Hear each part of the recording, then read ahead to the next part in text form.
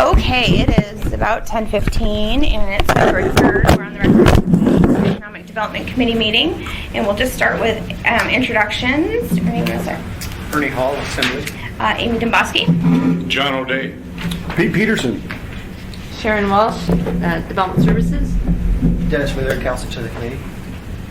Kathy Gleason, Trinity Community Council. Howard Dean, Trinity Community Council. Annette Cartier, Rogers River Community Council. Well, good morning, everyone, and welcome. Okay, we're going to start by just going through the agenda here really quickly.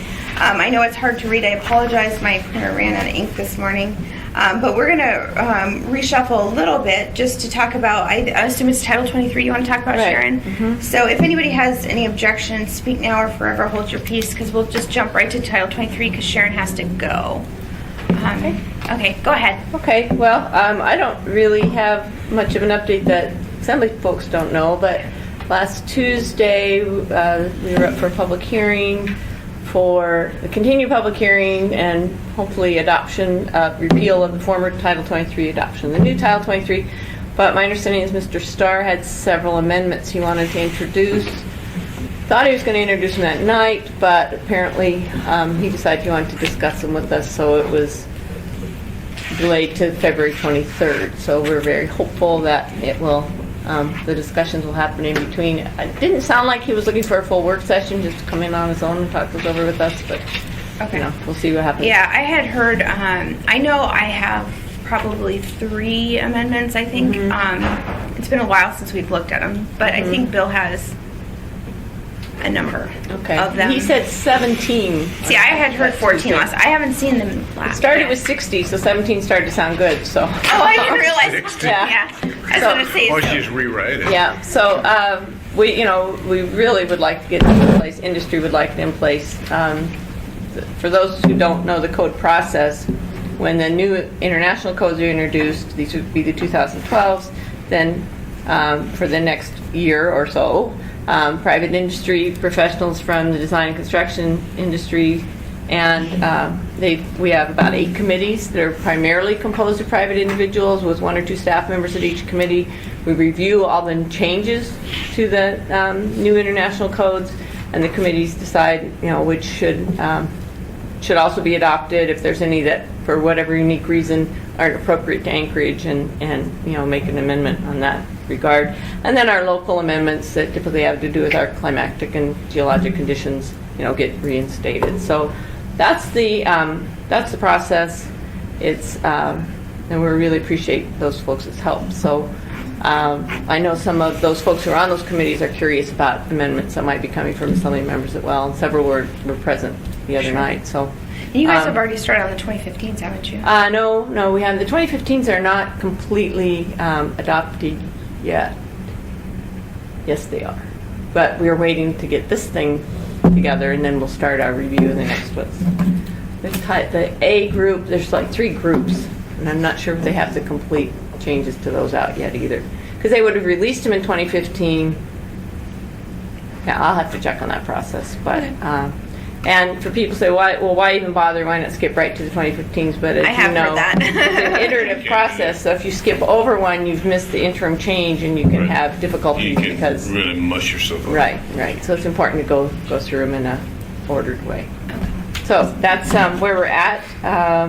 We had one minor floor amendment that's coming up, which actually was something that just got missed down at legal when the whole thing was getting compiled.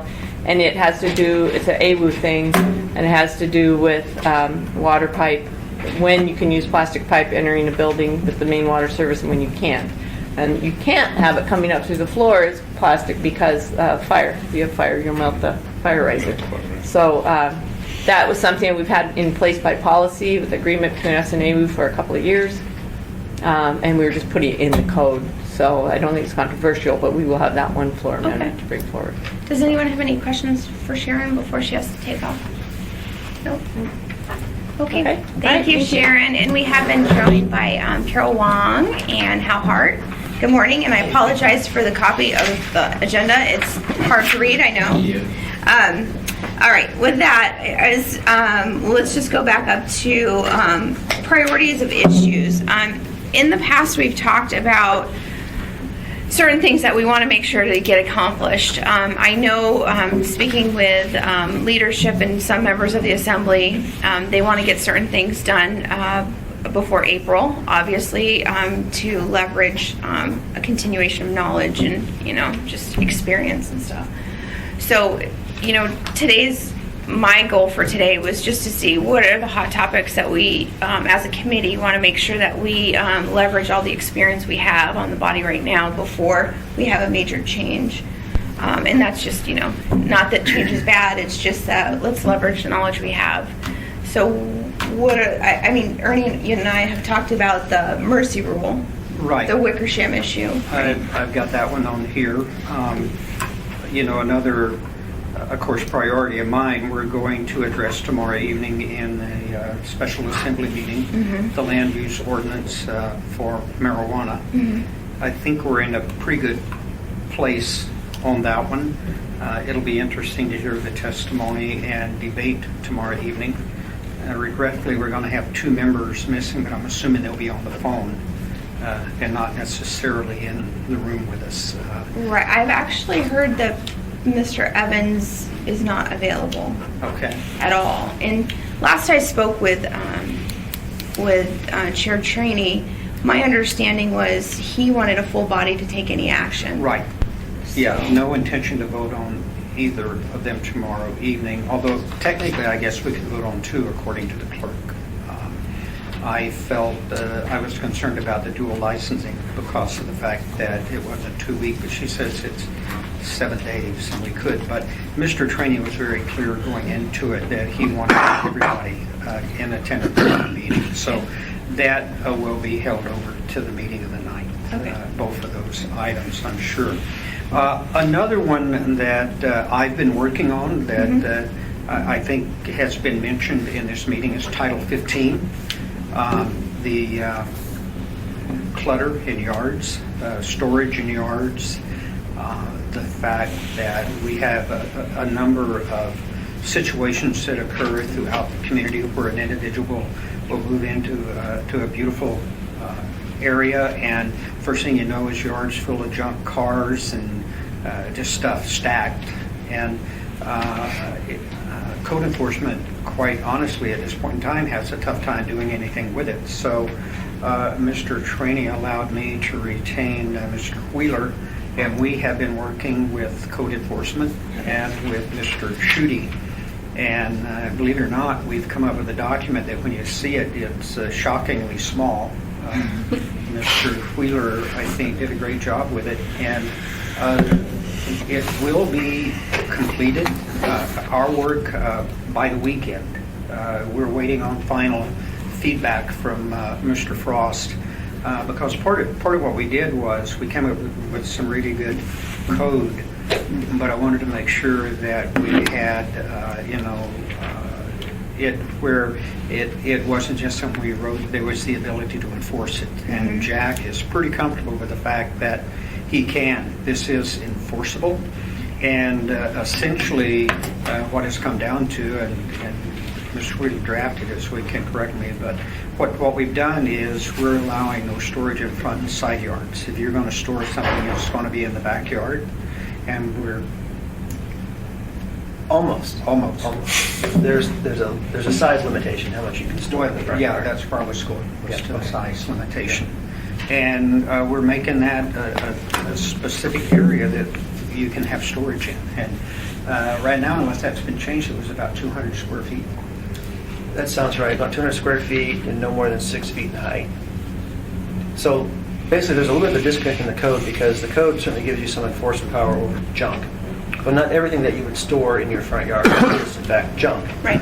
Right, so if you had neatly stacked piles of lumber or tires or whatever it is, it may not be junk, it may actually be very good material. But nevertheless, it's an eyesore to the neighborhood. So the idea was to put some constraints on that, not completely eliminate it, because that gets people pretty excited about their personal privacy or property rights, but to put some limitations so if you have some real problem properties where they're just consuming the front yard with storage, that we have a way to say, no, we've got a very black and white dimensional limitation, you've exceeded it, you need to get your pile down to something more within line code. Yeah. And just a question on that. So some people are going to think that they're grandfathered in because they've been doing this for the last 20 years or whatever. Is there a way around that? Or I don't, at one time there was some talk about changing some of the non-conforming rights provisions, generally not specific to this item, and I don't know if that's gotten any traction, but typically there would be the notion of some grandfathering rights. Yeah, but. Did you say there would or wouldn't be? There could be. Okay. Yeah. I'm trying to remember off the top of my head, it's been a while since I looked at this. I think one way to approach it is simply say that there are no grandfathering rights to this particular provision. So with this particular issue, you know, and one of the things that I'm very sensitive to, and I want to make sure that, you know, especially before you leave the body, that you're able to get through whatever it is you want to finish up. And so I'm not opposed to saying, you know, when it's done, introduce it, and then, you know, whatever. But one thing I will specifically on this one, because I tell you in my community, this will be a very debated item. I'll want to make sure to get it before the Chautauqua River Advisory Board, which Debbie chairs, and just to get feedback from our community to see, because I can see, I can already think of probably 15 properties in my mind that probably are going to have issues with this. That private property rights is a big thing, and you know, so it's something we want to make sure that the Chautauqua River community has a chance to look at. So if you introduce it, can you just maybe give me a copy of it or something so I can give it to them? What will happen is we're not going to, I was actually hoping to have it ready for introduction at the next meeting. Okay. I don't think that's going to happen because I'm not going to be able to get it on the addendum to the agenda, and I will not lay it on the table. Okay. So it will be introduced probably the last meeting of this month. Okay. And it would be my expectation that the chair would refer it to this committee. Okay. And I've got till the first meeting in April. Yeah. I'll put it this way, my goal is to try to get it addressed in that time period, which I think is doable. From introduction to that meeting, there's 2 meetings in between, Yeah. so Okay. there should be time to be able to handle that.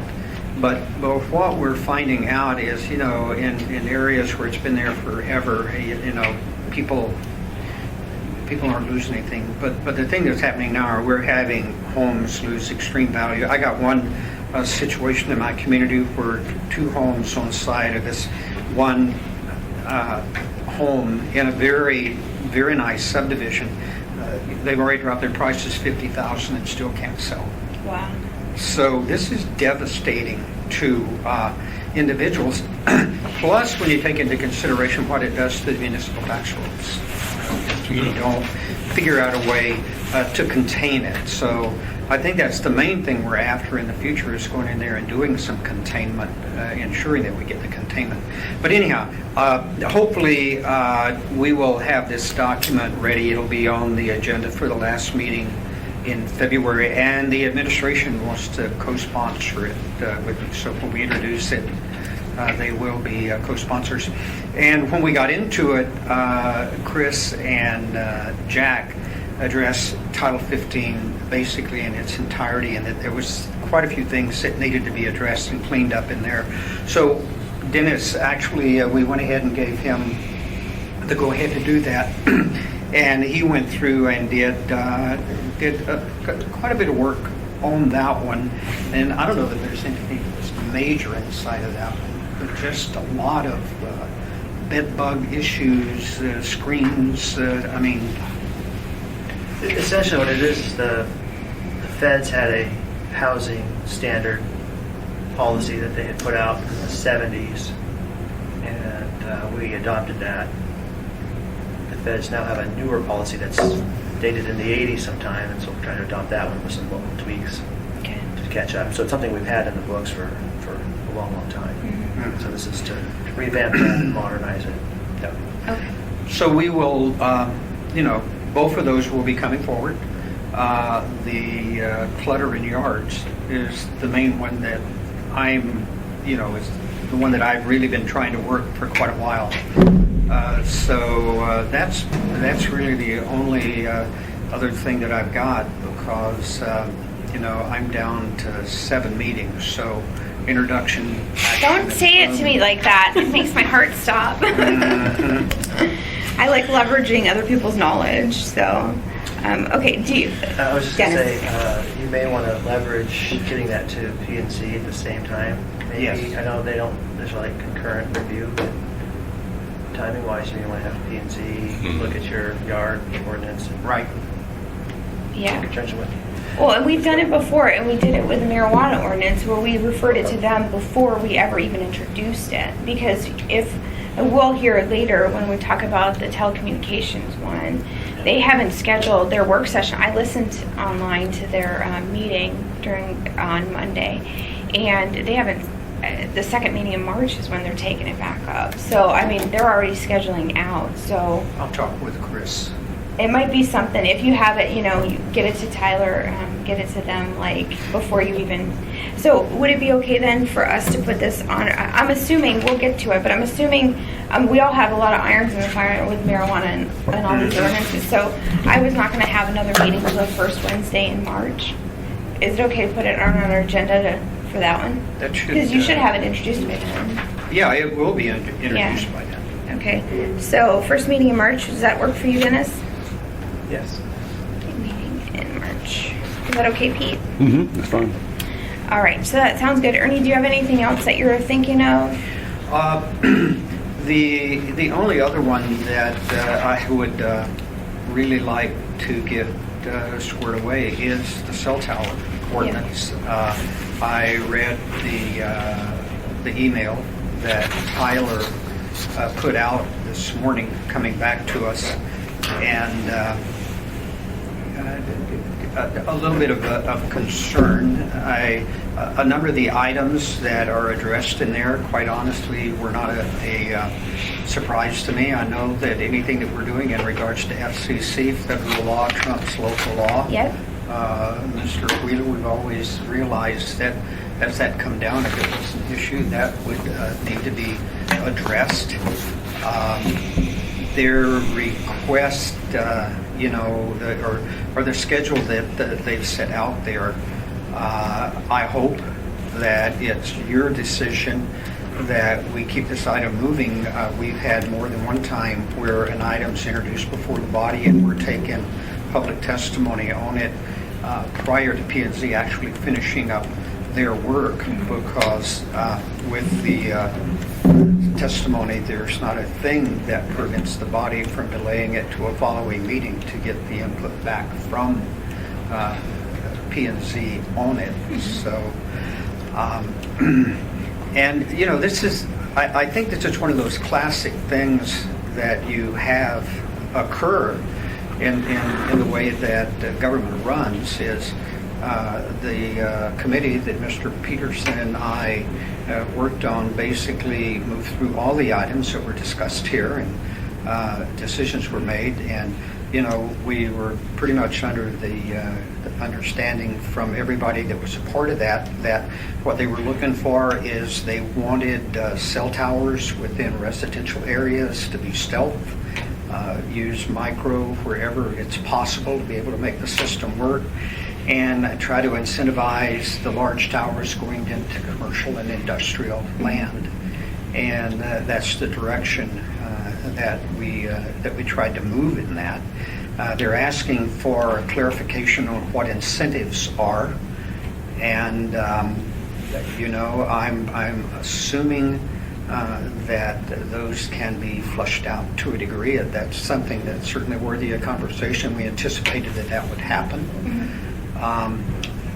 The thing that happens sometimes is if you get too deeply in specifics, you inhibit the growth of the industry because you don't have the ability to negotiate what those incentives might be. The thing that struck me as I was driving over here this morning after reading that particular deal was I was looking at all those ugly power lines every place that I drive. And I think of if we were at the beginning where only electricity was beginning to go, what a battle we would be fighting because of the look. And that's one of those things, I grant you could go back and put it all underground, but we know what the cost of energy would be with that type of an Couldn't investment afford in it. it. So I think we've all got to realize that this is a technology that's here to stay and it's going to advance. And I don't doubt that it'll move to the point one of these days where there probably won't be cell towers. It'll all be coming down from satellite someplace. And, you know, it's just inevitable. But I do know there's a tremendous demand for that technology, not only for the transfer of information, but for just telecommunications as a whole. And quite honestly, in a part of this, I think this is one of those issues where the horse is already out of the barn, because a good portion of that has already been flushed out and in the community. The only thing that's going to cause it to grow is demand. And I have no doubt that that's going to continue to happen too. So I would really like to see us stay on course with that and address the issues and concerns that they've identified. But let's keep it moving. Well, I'll just make one brief comment to that. When I listened to the P&Z meeting on Monday, and I recognize some familiar voices, but I want to, you know, one of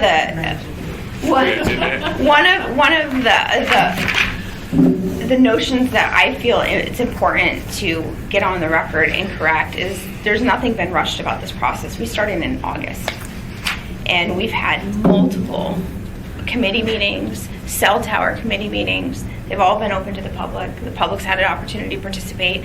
I remember bringing the draft ordinance to my community councils or November, December, when it was, I mean, we've talked about it since October. I've been telling them it's coming, come to the committee meetings, you know, look at the notes.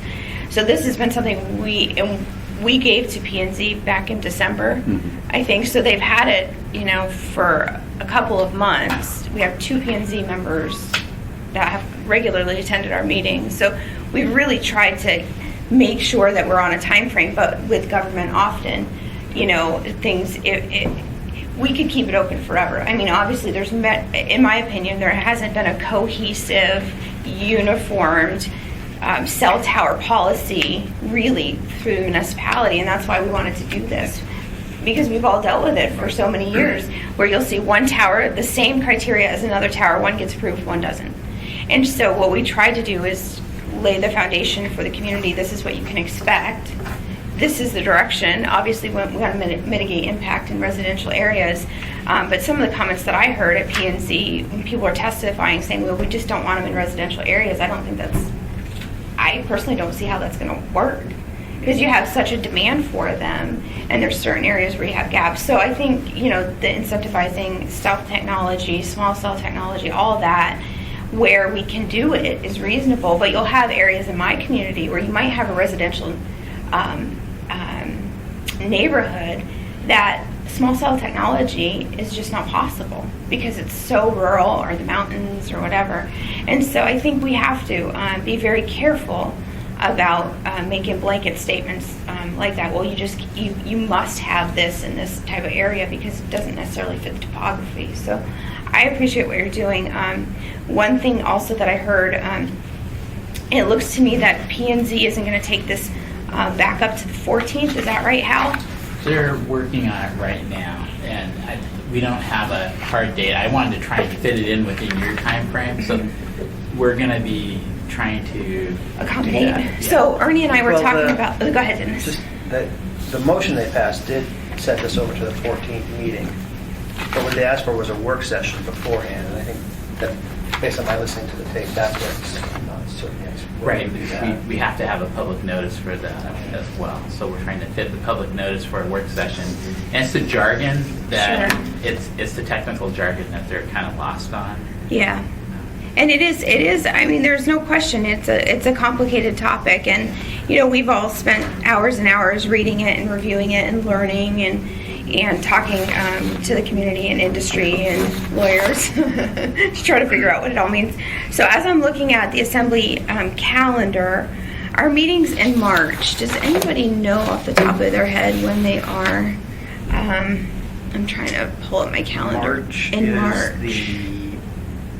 I want to say the 8th or 9th, the first meeting. Okay, so it's the second week. So it would be the 8th and the 22nd then? Yes. Yeah.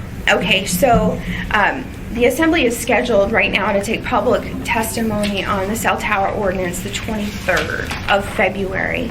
And I think it's reasonable for us to take public testimony, and there's potential, I mean, I assume the Assembly's going to need a work session on this to explain it to everybody, basically. And so if that happens and we're going to have amendments, which there probably will be some, it would be reasonable to delay it for 2 weeks.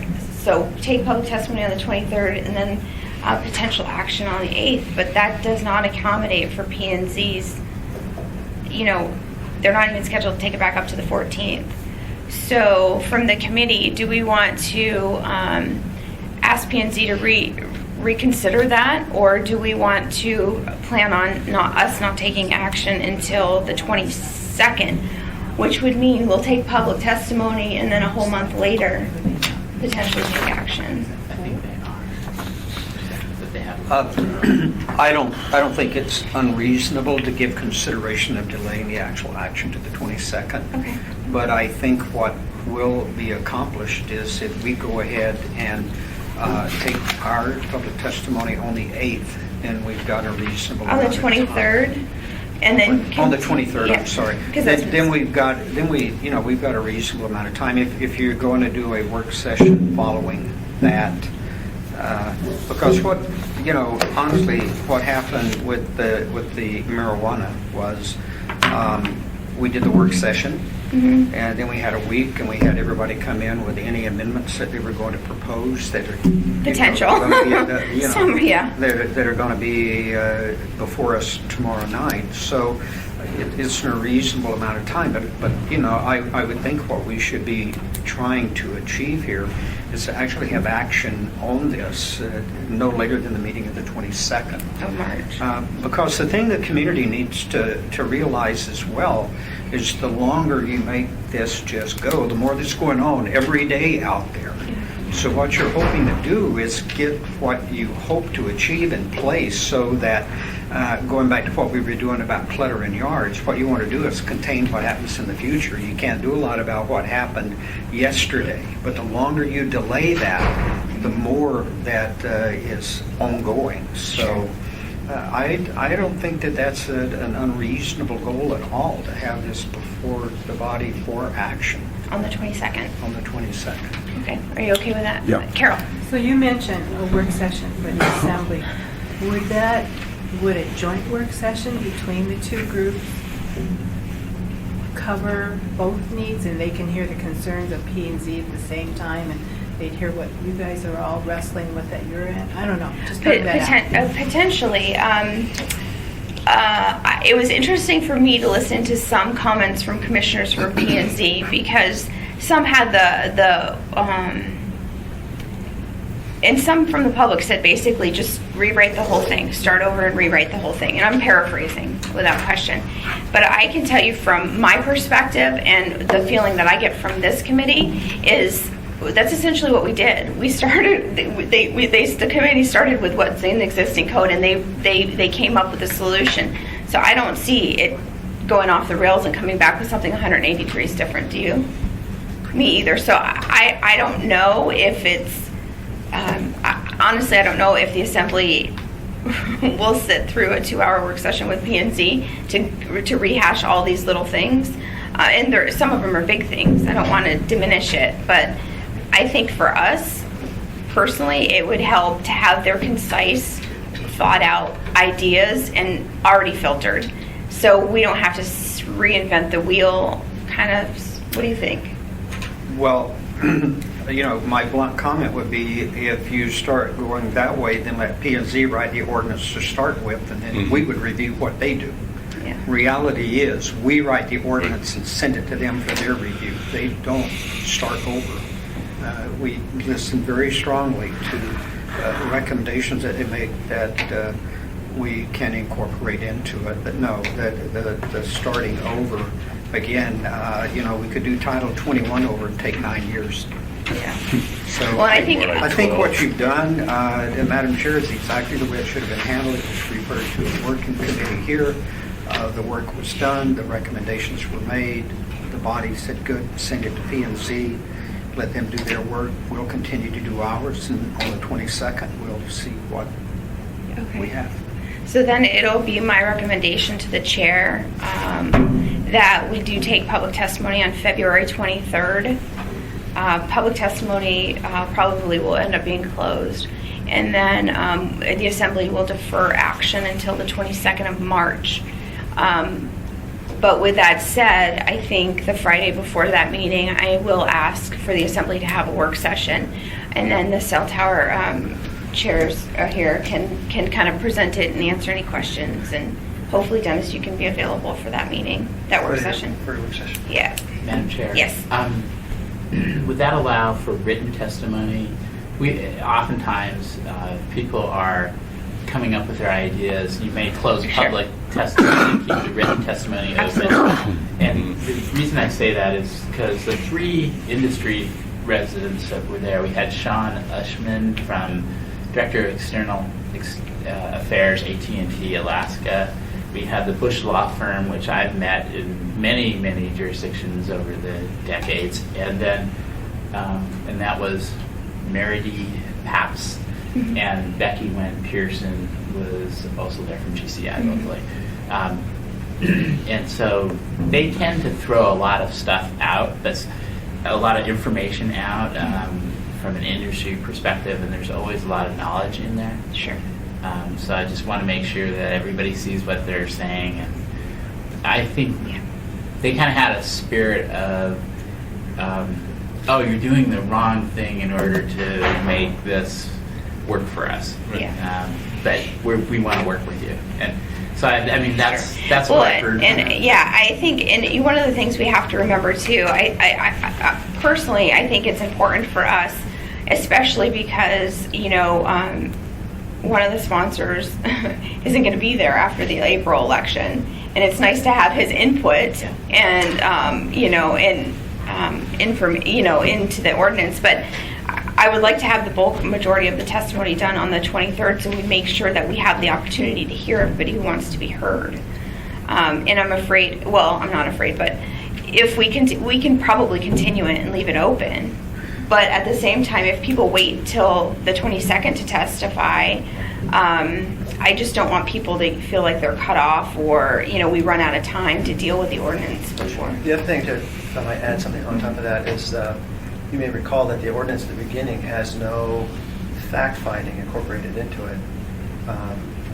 This is an ordinance that needs quite a bit of fact-finding to support the decisions that it's making.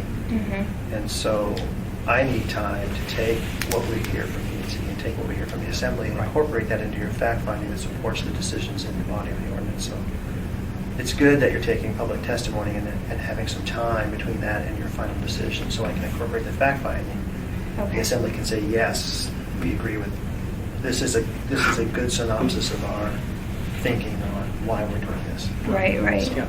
So even with that, Hal, if they could have their work session and stuff, I mean, honestly, what I'm hearing is even if they wait to the 14th to make their decision, that is a very small window between the 14th and the 22nd for Dennis to be able to review P&Z's comments, consider, Yeah. So, I mean, it's making it, it would be nice if they met and talked about this sooner rather than later, I guess. Yes. Yep. Yeah, and one thing that, we have to give serious consideration to, I don't think it's inappropriate at all with a testimony on the 23rd. Hopefully we would get it all and close that public testimony. But there's a distinct probability or possibility that there would be an S version by the time we get to the meeting on the 22nd. And if that occurs, then public testimony opens again on that S version. Yeah. And if you're going to do it, then people that testify on the 23rd, once we form into a final document, then there would be an opportunity to come back. And if this works the way that it should work, is I don't think anybody here is saying we don't want P&Z to do their job. We just don't want the process to stop while they're doing it. So Yeah. we will work through this, incorporate the things that we can work in here and deal with. But everybody will get a shot. The 23rd. On the 23rd. I find it hard to believe that there would be an S version that Yeah. eventually evolved in this. So And I think it'll too, work. it's helpful for the public, when they see what P&Z's recommendations are, the public are gonna, typically they have comments on what P&Z, okay, well, they made this finding, but they're wrong here or they're right here because of. So I think that's valuable to us too. So no matter what happens with public testimony, people can always still email us, call us, and talk to us about. And the really hard thing about this is how make the comment industry wants to do as much, for us to accommodate them as much as possible, the public. If we end up with a document that both of them are a little bit upset with us, we probably got it right. So.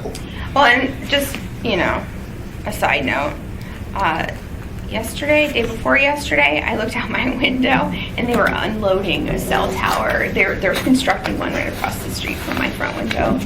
So, I was just like, oh, glad the ordinance is coming in. They're kinda But awesome mine's with already Christmas done. lights. Yeah, I was gonna say. What? When they So I know. paint it pink? No, I don't think so. It's amazing how big they look though from the flatbed of a truck. Well, that's the box that is Yeah. too expensive to put in a cardboard Okay, so box. then that'll be the plan. So we just want to impress upon the P&Z that this really is a priority for the assembly, and we want to make sure that we do our due diligence, we get their feedback, we get the public's feedback on their comments too, and we'll move on. Pete, do you want to say anything about that? I'm fine with it. It makes sense to me, and I don't think we've been rushing this. I think there's been plenty of time available for public input, and there's still going to be a public testimony available coming up. So Yeah, definitely.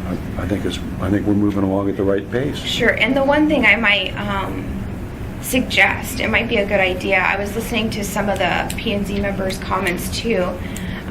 It may be a very good idea at their work session, I don't know when that's going to be, but if Dennis and maybe Ernie and Pete could go, or one of you guys could go, because I knew they had a lot of questions for the attorney that drafted this, and I'm sure you heard it too. Yeah. So I think from our committee perspective, that would be appropriate. Do you think, Ernie?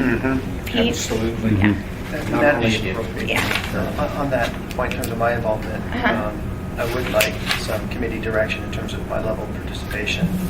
What I'd like to do is, of course, participate with the work sessions. I'd like to work with Hal and his staff. Yes. I would propose trying to answer Tyler's questions as soon as I can prior to their work session, so they have that Yes. responsive material in hand. I don't know if you want me to attend the assembly public hearing, because that's a lot of hours where I'm just sitting. Right. So I don't know if that's a good use of my time. If you want me to meet with industry folks or community councils, what I would propose to do is do that with Hal's staff, so we're all getting the same information at the same time. It can be pretty efficient if that works for you. And I think that's fair. And what I would say about the assembly public hearing, so especially on the 23rd, we're not anticipating taking any action, but I will take really good notes. So if there's specific questions that come up, and Hal, I'm sure you guys will too, if there's specific questions that come up that we need to go back and, okay, we can articulate with you, I think we can do it that way, and that would be most efficient. And we're going to have a work session too, so when things come up and we need clarity or whatever, I think that's the time when we can address it. So I think that would be best. Are we good with that? Yeah. Yeah, but I think especially from P&Z's perspective, I think it would be very helpful to kind of have, the assembly members that helped direct the policy, and obviously the attorney that helped them write it, be there to answer questions.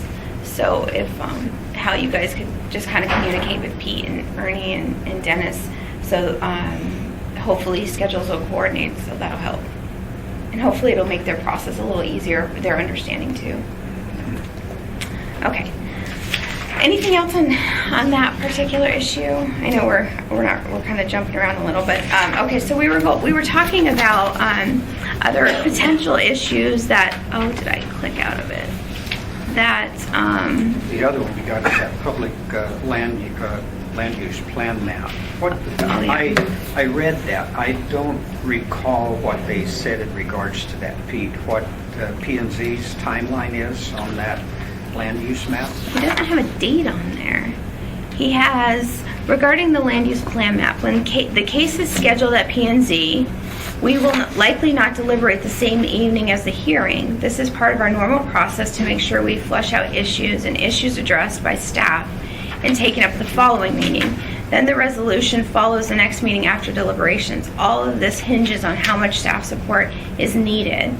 Point is, P&Z is not a 1 month process, which we understand. So have they scheduled the land use plan map yet? My understanding, Carol, is that they have not scheduled that. Is that correct? Right. They will get a briefing on the land use plan map in early March.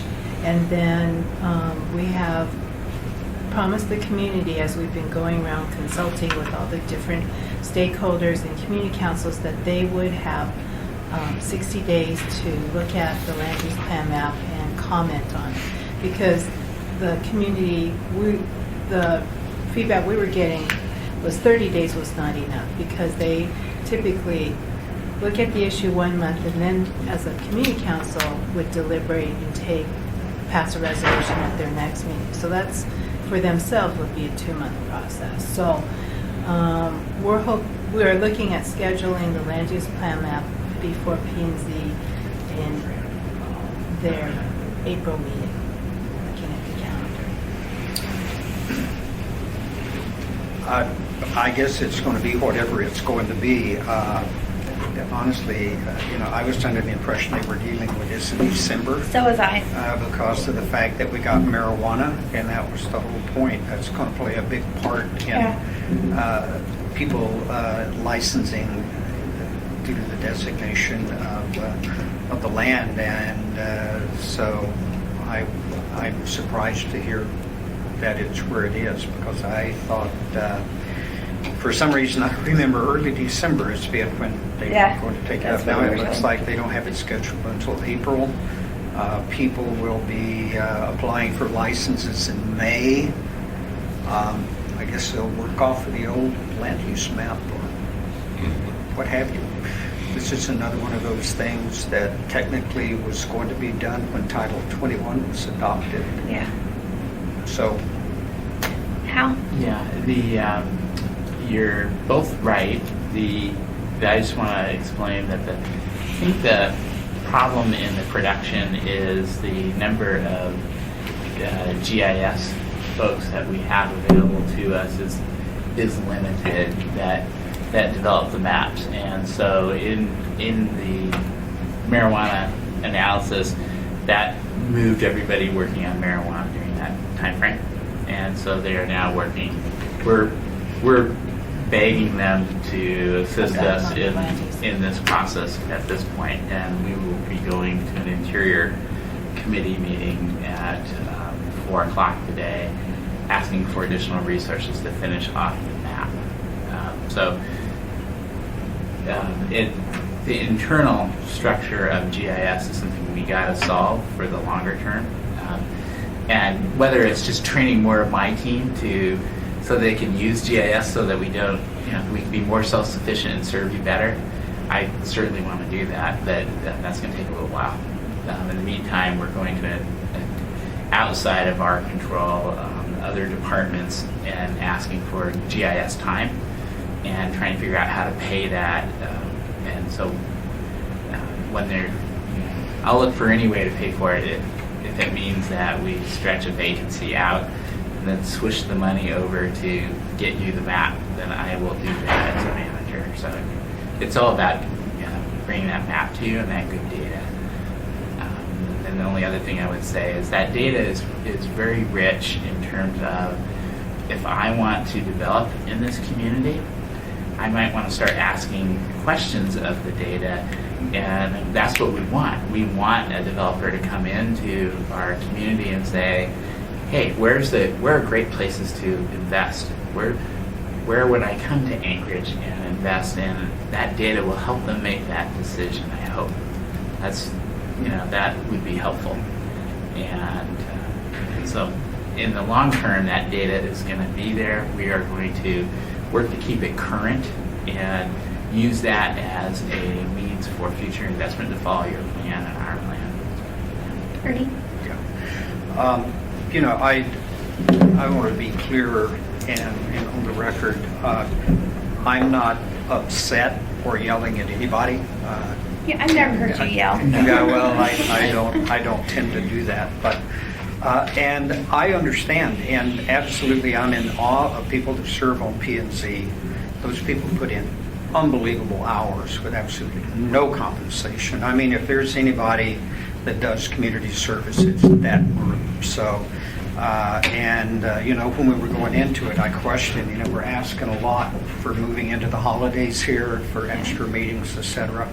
So honestly, I'm not surprised by that.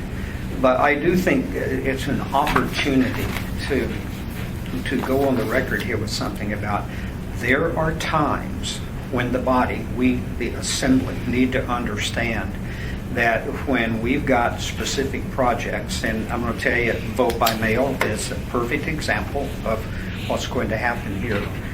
The assembly is going to be contracting that out to somebody to come in and put that into place. And when they get it done, they're leaving. They're gone. It's a service that needs to be done. Because so many times we don't even realize what we're piling up on staff. And it's always do your job and then this is other duties is assigned. So there's times, and quite honestly, this map is probably one that when Title 21 was passed, the body realizing the things that were really important, the user's guide, the land use map, is a classic example of where the body should have said these are documents that we need. Let's identify, go out for bid, find a resource to get this job done and done quickly. And they do it, they deliver it to the planning department, and they're gone. And I think from our perspective, we tried to ask back in September, do you guys have the resources? Do you have what you need? Can it be done? And we were told they could be. And Tyler's right. I mean, P&Z is not just a 1 month process. We get that. But we also realize whether we're ready or not, marijuana licensing is coming. Our marijuana establishments are coming. And one of the biggest questions, and you saw it in the marijuana meeting when they had all the maps on the wall, the first question everybody goes to is, well, where can they go? And so that's why the land use plan map was such a high priority for this committee. It's because we want to be able to answer those questions. So we'll just do the best we can. I'll update Chair Trainee on the schedule. But again, this is one of those things for all of us. I think I can tell you every assembly member is concerned about where these places can go and having good information. And I know you guys are too. So just whatever we can do to help move it along. If you need something, please let us know. So, okay. Just going back to pending projects that you'd like to get kind of finished up or that are important to you to get done in the next 3 or 4 months. Pete, do you have anything that you're concerned about or? Not anything that we haven't already talked about. Okay.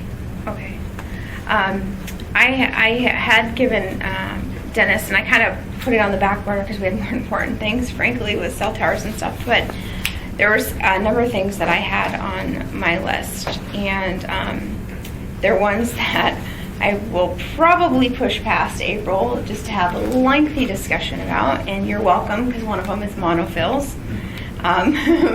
power substations is another one that I want to talk about, and then something that I probably should have done sooner, but I haven't, is I do want to go back and tweak the public notice requirements. We've talked about that many times, and the challenge, and I know I talked to Quincy and Erica about a year ago in the Department of Law, Quincy, and Dennis and I have started talking about this one, haven't we? Public notice requirements. I think so. So right now, currently, you know, it's 500 feet. Obviously, in my community, it's not adequate. I mean, we had people literally across the street from the Montefiore that had no idea. But then again, I go to the planning department, and Erica shows me the roll of everybody they mailed to, and you know, the person who said they never got notice, there's the notice that was sent. So, you know, we have to find a way. What is the best way to deal with that? Is it 1,000 feet, or is it density based on characteristics? You know, a rural neighborhood versus. Those are the kinds of things that I'm trying to kind of wrap my brain around. And I know obviously what's happening is we're telling people right now in the marijuana ordinances that you're going to have to notice everybody within 500 feet. But in the back of my mind, I know that's changing, or I'm going to try to change it anyway. But I just don't have yet the best way formulated in my mind to do that. But it's something that's important to me, and it's something that I'm probably going to kick that into third gear here, and maybe not fifth yet, but third gear, and go back and work with Dennis on it and see if that's probably the first thing I'll put at the top of my list to try to accomplish in the next couple of months. Because especially before marijuana licensing happens, I think if we're going to change that, I think it'd be easier to have the baseline before people start actually applying. So it's not an easy topic, because for a year I've wrestled with what's the best way to do it. Are there specific, what I would call NIMBY things that you want to address, or is it just a general, not in my backyard is the NIMBY idea, but that down in Juneau, this is a very hot topic. Oh, really? And we spent some time last year trying to figure it out, and we were kicking it.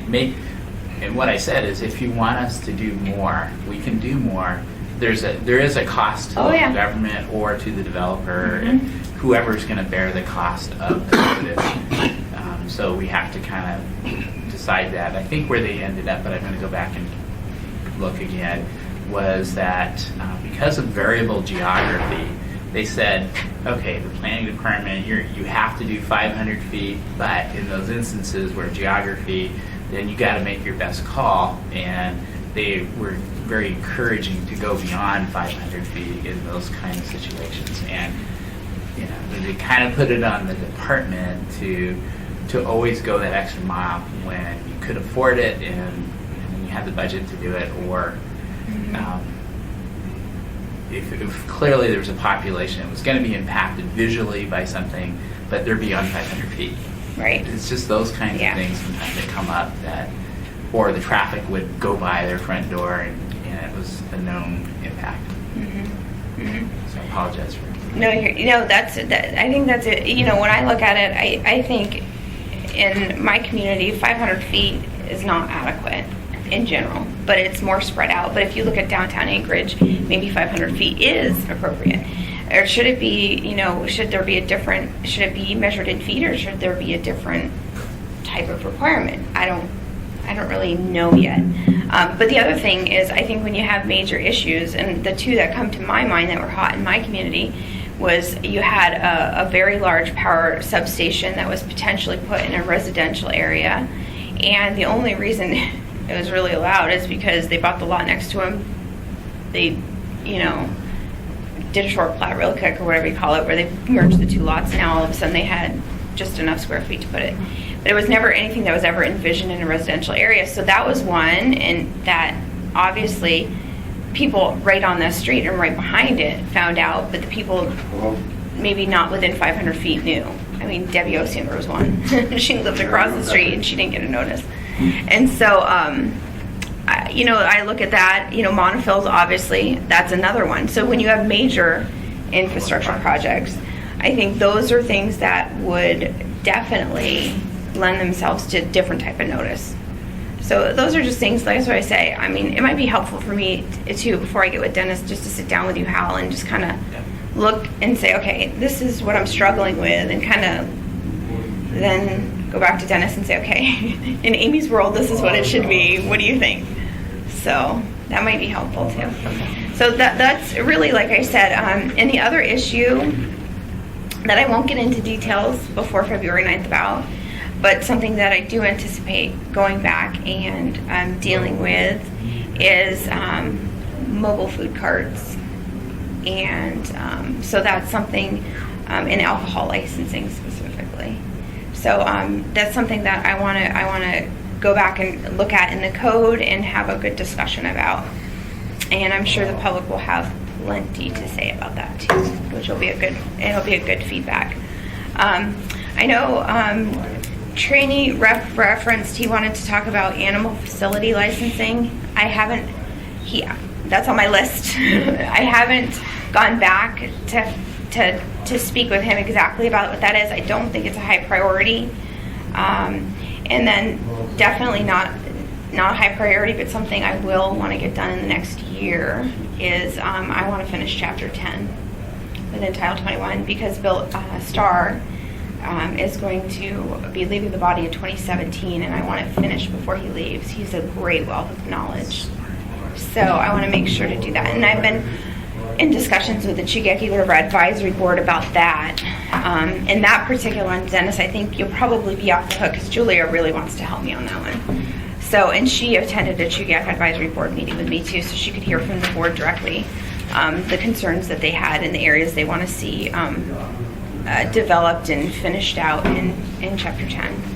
And the other issue that I know the administration is talking about, I've had discussions with Julia and the governor's office about, is there is a lot of people wanting to talk about tax increment financing again. I've had discussions with legislators. There seems to be no desire, or it doesn't seem to be a palatable topic in Juneau from my perspective. But there are certain things that I think we could do that would help development. You know, when we talk about deteriorated or dilapidated properties, I think we could go in and lobby for legislation to basically create a more broad-based incentive for municipalities where it doesn't necessarily have to be a deteriorated property, but I think it will take a change in state law to do it. But when it comes to TIFs, I just, the very frank conversation I have with one of the finance members is, don't even bring it up. It's not going to happen. So, but that's something that I know, Chris and I have talked about. I talked to the governor's office about. So I'm just trying to figure out where people want to go and how aggressive to be. But I don't see that being on the front of people's minds, and that's something that Ernie won't have to deal with. So other than that, like I said, so it sounds like the clutter ordinance will be coming. The cell tower ordinance will be finished before April. The land use plan map, obviously, it sounds like it's going to be very difficult to finish before April. It sounds like. But it's something that we want to make sure we get as good of information as we possibly can out to the public before we start issuing these marijuana licenses. So people want to understand where potential businesses could be located, and I think that land use plan map will be key for helping disseminate information. Is there anything I'm missing? Am I missing anything? Pretty good. I think this will keep us pretty busy. Oh yeah. So with that said, the future meeting dates, I have March 2nd, which will talk about the clutter ordinance, and by then potentially maybe I'll have something, even if it's in draft conceptual form, about improving public notice. And then, depending, do you think, I was thinking in March we're probably going to need 2 meetings. because of the cell towers especially. So do you think we should meet the 16th or the 23rd? Well, actually, it'll have to be... 23rd, let's do it the 16th. Yeah, because- Is that the 16th or the 10th? Oh, wait a 16th. minute. 16th. The 16th? 16th? Yeah, because our assembly meeting will be on the 22nd. Yep. Okay, so Second and the we'll do 16th. that. So the meetings in March will be the 2nd and the 16th. And the one thing we know for sure, well, I'm saying for sure, is we'll have the clutter ordinance on the 2nd. Does that sound good? Does that sound good, Pete? Yep, Okay, sounds great. so I think that will definitely keep us busy. I know the cell tower issue, so Dennis and Ernie and Pete will be very busy trying to navigate and answer P&Z's questions. And then we'll also I anticipate the assembly will want to have a work session on it. I should imagine. I think one thing before we leave that we want to be very clear about is direction to Dennis. Yes. And our direction to him is to engage with whomever is necessary to accomplish the mission. Yeah, and the mission Would that be clear is, enough, Dennis? and don't exceed your budget. Yeah, So if you're going, oh, wow. yeah, let me put it this way. If you go over 10 hours, just call me. I just like to 10-hour check, you know. 10-hour check. 10-hour check. Be like, okay, I'm up to about 10 hours. Then I can kind of make sure we're not running you in circles. That would be helpful. Do you need any other direction, Dennis? I thought we were pretty specific. No, I think so. We're good. Yeah. Okay, that sounds good. Anything else, Pete? No? Okay, any comments, Carol? Work session for P&Z. We're looking, they tend to have their 2-hour work sessions over noon hour. Is that something, is there a day during the week that clearly doesn't work for you all? We'll try to steer them away from that day. You know, I tend to not attend P&Z. Okay. Basically, I just feel it's a conflict. It's eventually going to be Come to you. coming to us. And I have no desire to sit there trying to influence any decision that they're making. I feel that's kind of where a problem comes. I absolutely would think it would be critical for Dennis to be there because he's got the knowledge and the ability to address it. And I was going to mention one time too, you know, I think it's important that P&Z have this work session so that amongst themselves they get questions answered that they need. And what they're basically going to review is what we've already done in our work session. So, no, I would not intend to be at the meeting, but Mr. Wheeler will be there to take copious notes, I'm sure. So on that, I have 4 days that I will not be available. Okay. The 9th and 10th. And the 18th and 19th. Other than that, we should be able to fit me in pretty much anywhere. Okay, we will doodle poll them and see what their availability is for a work session this month in advance of their March 14th meeting. So, and then you were going to try to get answers to Tyler's questions Yes. here. Yes. Do you want to have that to them before or the same time we have the work session? I'll try to get it to them before, so Okay. they have the advantage of having that in front of them Okay. well beforehand. What I would like to have is if you have an extra hard copy of the packet that they were given. And I wasn't quite clear if, Mr. Levine, your material was handed out at the meeting or was in the packet? It was sent electronically and handed out, and I have an extra hard copy if you'd like it today. I would love that, if you don't mind.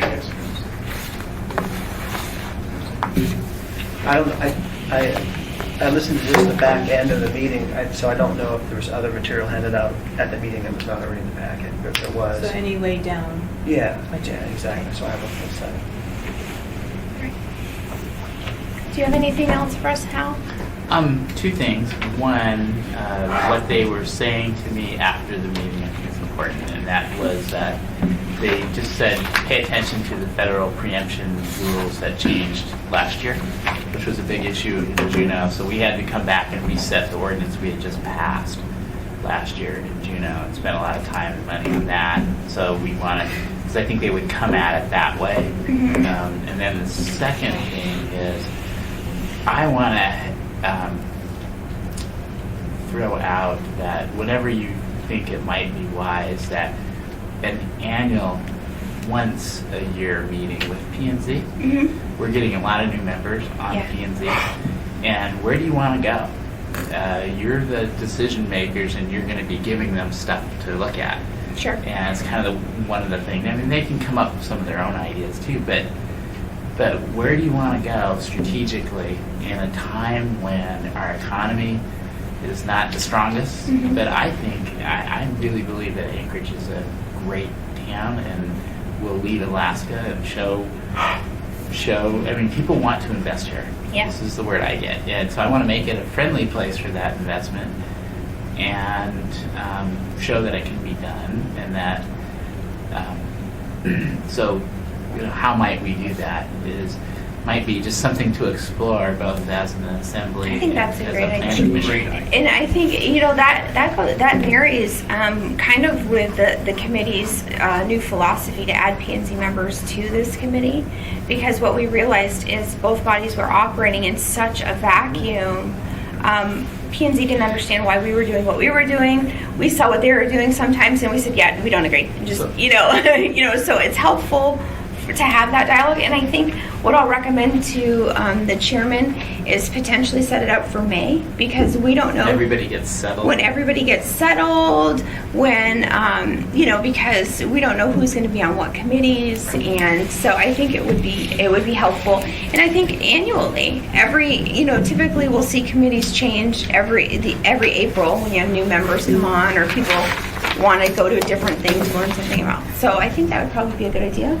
And It's then, an excellent idea. and then the other thing I'm trying to do on our side is play the role of, I'm asking the intern questions being new.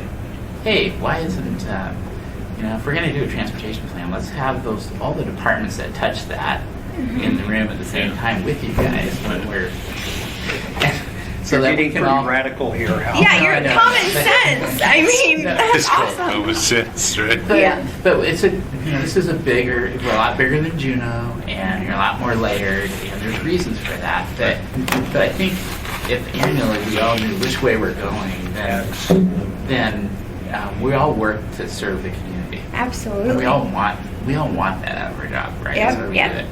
And we want to do a good job, and we want to make sure that everybody's heard. Yeah. And, we're considering, comments from all sides, I think. That's great. Do you have anything else for us, Hal? No. All right. Dennis, do you need anything from us? No, I'm good, thank you. All right. Ernie, anything else? Nope. Pete? Good to go. John? No? Other than the fact that I like to see the potential investor that come to our city involved in this discussion in some way. Oh, good. Yes. Because You can do that. the There's reason I several. say that is they have this, we don't, and what potentially can interfere with their investment philosophy. If we pass something that will seriously impact their decision-making process, we need to consider that. But we need to be made aware from them that is going to create a problem. And maybe they have a suggestion as to how maybe do the same thing, but in a different way. Yeah. Because to me, it's the old adage, no matter what we're in, it's called communication. What the discussion is, what level we're at, communication is vital. You hit the nail on the head, and I think that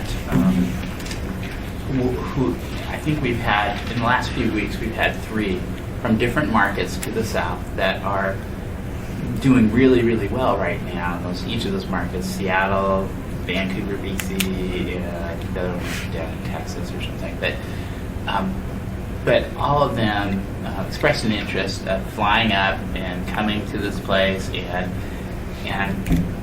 making an investment in our community. And all of them are significant. None of them are not significant. All of them bring employment.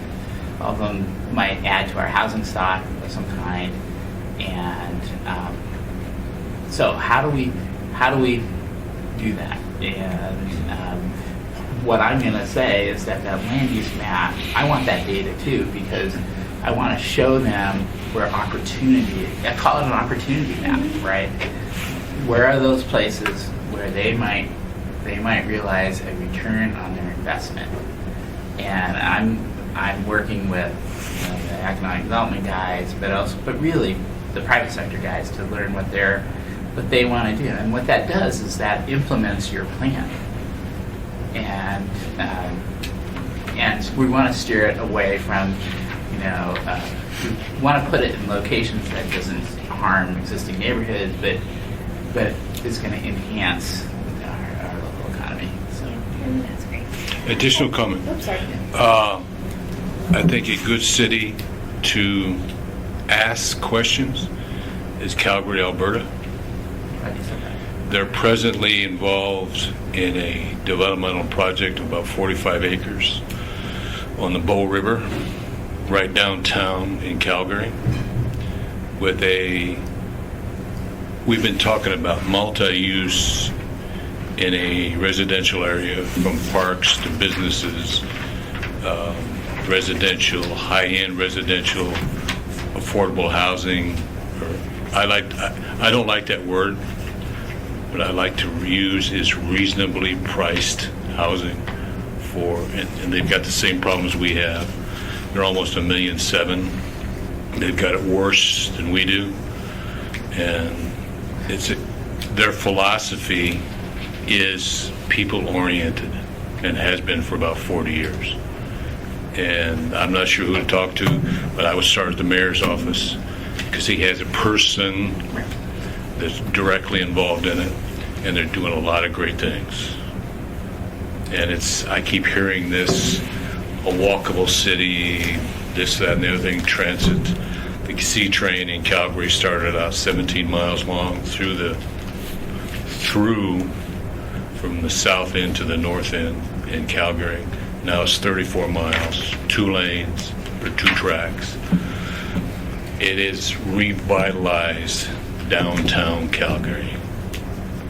It has, because I've been there. It's a beautiful city. And we have a long ways to go. We do, but if you go back to Calgary in the 1980s, they are where we are now, right? That's correct. That's correct. They looked at their transit system and said, okay, transit has to take people where they need to go.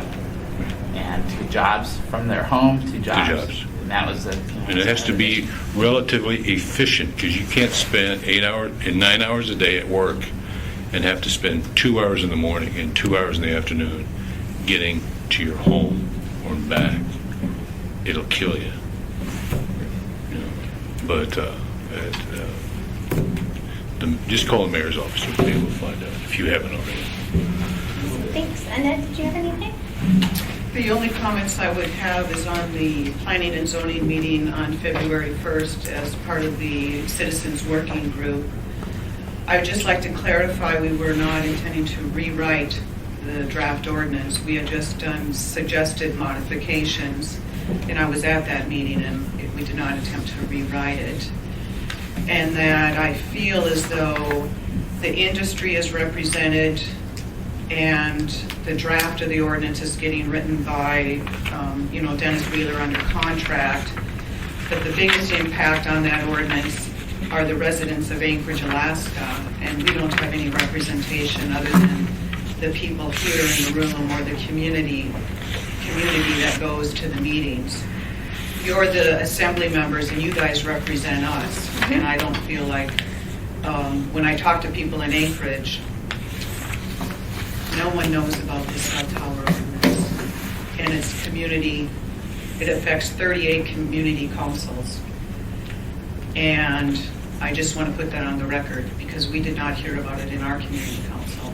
I learned about it because of the cell tower issue. And other people from Sand Lake or Tiarmond, the same.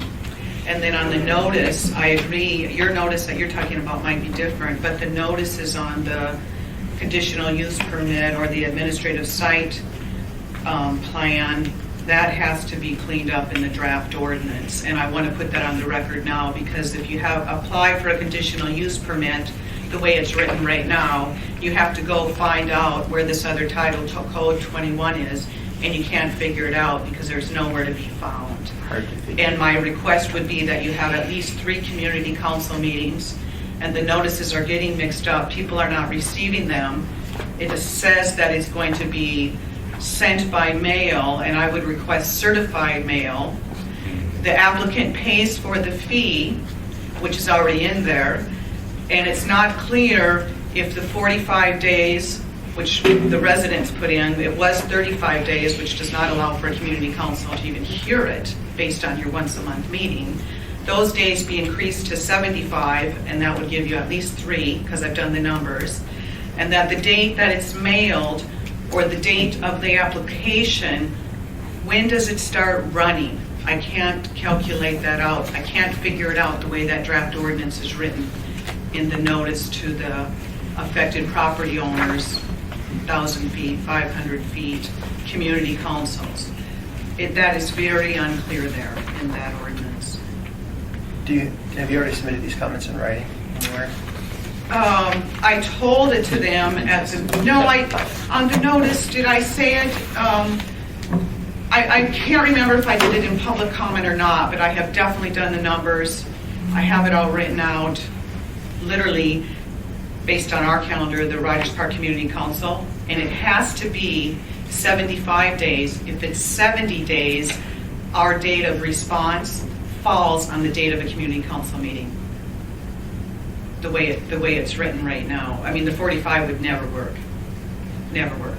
Because if it was sent out February 1st, if it's mailed, our meeting's February 8th, we may or may not be able to talk about it then.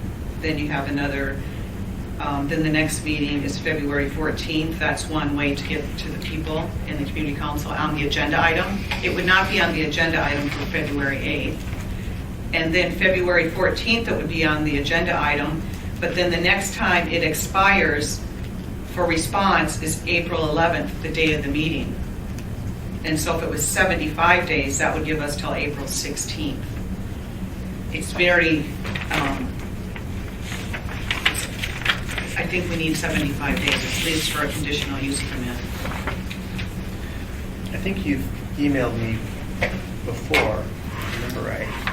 If you could email me these points so I could look at them, that'd be great. Yes, and then the certified information, I think Tyler picked that Yeah, up. whatever's on your list. If you haven't already sent that to me, or if it's not already in the packet, if you could email it to me. Yeah, Just a quick bullet point would be fine. all right. Okay. I'll just email you what I tried to make it brief because we only had 3 minutes, but I'll definitely email you what I've said in my public comments, and I'll give you the map and the calculation of the numbers, but again, it's where did the numbers start? Where do you start the calculation? Thank you for your comments. And, I just want to say that I 100% believe that the citizens are represented, because I think that's what our job is as assembly members. Well, I don't feel it today. I'm surprised by that, but I really believe that's the point. And I can't speak for Roger Park Community Council, but I know like every community council member that or meeting that I've attended, almost everyone since October. And I have 5 community councils that I routinely attend. This has come up. I'm like a broken record. Cell tower ordinance, marijuana ordinance. Please go to our committee webpage. Here it is. I've even printed them out and handed them to my community councils. So, and I also have been distributing the link to the community webpage, or the committee webpage, to the FCC, asking them to disseminate that so people can go to our committee page to read the proposed documents. And this was before they were even introduced. But we also know how complex it is, and Oh, absolutely. So that's why I say from our perspective, and if you watch assembly meetings, every committee update, I mean, practically we've talked about the cell tower ordinance, we've talked about this, and this has been ongoing for at least 8 meetings. I've been bringing it up at every community council meeting that I've gone to Yeah, for and that's months. why- That's great. From our perspective, as individual committee members and assembly members, I've done news interviews on the cell tower ordinance. I've done, like I said, I post to my Facebook page and everywhere I can possibly think that anybody might get information. Yeah. Please read it. All right. And so it's disconcerting to me to hear that we're not communicating with the public because we're doing everything we possibly can. I've even taken, let me even go even a step further. I've even run ads in the local paper in Eagle River out of my own pocket to send people links to both the cell tower ordinance and the marijuana Yeah. ordinance. Well, I appreciate that, but in terms of what our modifications were, we as the citizens, the neighborhoods, we just added points and towers because they were not in there. It seems like the towers that were described in the ordinance were for the industry, not other available things that might be out there for the neighborhoods. Well, That's all. and that's why I say, and to us, it was so important to get the comments, not only at the committee level, but we have a draft ordinance now that we can kind of tear apart and look at. Now let's make sure to get comments through P&Z, so, we can get every level of getting it on the record so we can reevaluate and look at it and get as many eyes on it as possible. So it'll come back before the assembly. But again, when we're talking about, trying to get this through the process, you heard us talk at great length about, making sure that P&Z has a chance to have a work session and understand it. We're making our council available to answer those questions. And we want people to be able to respond to whatever P&Z resolution comes up on the 14th of March too. And who is our council? Who do you mean? The residents, who will be there representing the residents? The Anchorage Assembly. Okay. That's what I'm saying. I mean, we don't hire every resident through us. We are your representatives. Okay. And so for us, we're not lawyers, so we have to hire one to help us do what's in the best interest of the public, and that's what we're trying to do. So, that's why I say, please stay involved. Please give us these comments, because we really do want to It's hear. hard for me to afford to stay involved. Oh, I know exactly how you feel. I know exactly how you feel. I mean, it's a sacrifice for all of us, but even if it's just, sending us an email, we do appreciate it, and we read them, and we take them, and we want to make the ordinance as good as we possibly can. So it's important to all of us, I would say. Yeah. Mr. Levine, did you have anything? Yes, I just wanted to thank your committee for re-engaging Dennis to work on possibly including some of the suggestions that the P&Z and the working committee, our working group suggested in the red line. Dennis, I don't know if you've had a chance to look at them yet, but P&Z has had them. I know they were sent to you at the same time. They include notice, they include setback, they include a lot of the details, and we were, in essence, as a working group, just trying to identify the areas that needed work. We aren't attorneys, Dennis is, and I'm glad he's involved. He knows more about this stuff than we do together, and I'm hopeful that he'll interject some of those ideas into the final draft ordinance that you guys see in February. And I was going to say too, just like Ernie had said earlier, because P&Z, we obviously have heard the timeline is different from when the Assembly is going to hear this particular ordinance. It's very likely that through all the public comments that come in on the 23rd, and then also P&Z's, we may have an X version that looks different than what we actually hear testimony on the 23rd, but that's part of what public testimony will help us do, is determine where there's gaps. And so hopefully we can incorporate and close those gaps. From my position, there has to be an S version. The one that was submitted on your website from the working committee doesn't cover all the issues that need to be covered. And that's why this process is so important to us, is so we identify that's it. This is an issue, to go back to Florence, we really appreciate it. Kathy? Yes, thank you. As far as your emphasis on public notice and code needing to be rewritten, I completely support that 1,000%. and would hope that community councils can perhaps even have a meeting, a working group type meetings with those assembly representatives and Dennis or whoever's working on it at the front end, just like I'm sure you did with industry on the cell tower ordinance. Because public notice is what we're all about as far as community councils and then notification to us and that sort of thing. It's critical, and it's whether it's for cell towers or rezoning, blanket public notice in code, whether it's marijuana applications, anything. It definitely needs work. And I was chatting about it with Tyler as we walked out of the assembly chambers on Monday night, and he said he wishes it could go to an electronic version. And I said, well, that's an interesting concept, but for now, I think we better stick with postal. Certified mail is an interesting idea that I hadn't really thought about. It's the only way to track it. But until you can guarantee you've got everyone's correct email addresses, I think you've got And not to have everybody has the a computer. postal. And I know there's a cost to it. I'm very sensitive to that. But because when I was community council president, I paid out of my own pocket numerous times postcards to people beyond 500 feet that I knew on the both Verizon cell towers, the Longhouse issue, a couple of other ones, because I felt it was really important for people beyond 500 feet to know about what's going on in their neighborhood that may impact them. And so I know about postal costs, but I think that's got to be part of the cost of doing business from an industry standpoint. The municipality and the property tax payers shouldn't bear that cost. It should be an applicant who stands to gain, hundreds of thousands of dollars in profit. I think, $2,000 in postage is nothing, if that's what it takes. So that's my comment as far as public notice. So please engage the community councils. I know if you form any kind of working group or committee, subcommittee, I'm going to be on it.